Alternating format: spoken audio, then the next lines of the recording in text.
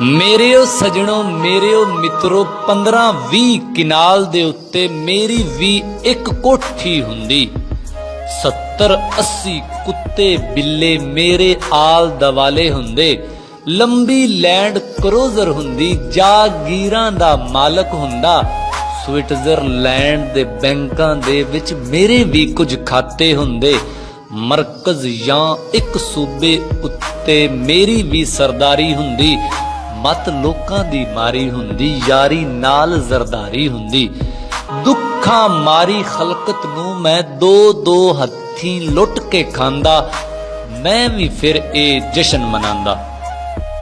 ਪਰ ਮੇਰਾ ਤਾਂ ਹਾਲ ਏ ਇੰਜ ਦਾ, ਜੇ ਕਰ ਫਜਰੇ ਰੋਟੀ ਖਾਵਾਂ ਸ਼ਾਮ ਨੂੰ ਡਾਢੀ ਔਖੀ ਲੱਭਦੀ। ਸਾਰਾ ਦਿਨ ਮਜ਼ਦੂਰੀ ਕਰਨਾ ਫਿਰ ਵੀ ਘਰ ਦਾ ਖਰਚ ਨਹੀਂ ਚੱਲਦਾ। ਬਾਲ ਵਿਚਾਰੇ ਰੋਂਦੇ ਰਹਿੰਦੇ, ਮੈਥੋਂ ਝੰਡੀਆਂ ਮੰਗਦੇ ਰਹਿੰਦੇ। ਘਰ ਵਿੱਚ ਝੰਡੀਆਂ ਲਾ ਨਹੀਂ ਸਕਦਾ ਮੈਂ, ਇਹ ਜਸ਼ਨ ਮਨਾ ਨਹੀਂ ਸਕਦਾ।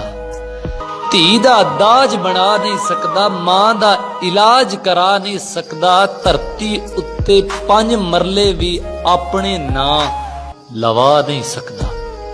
ਆਏ ਗਏ ਕਿਸੇ ਮਿੱਤਰ ਨੂੰ ਚਾਹ ਦਾ ਕੱਪ ਪਿਲਾ ਨਹੀਂ ਸਕਦਾ।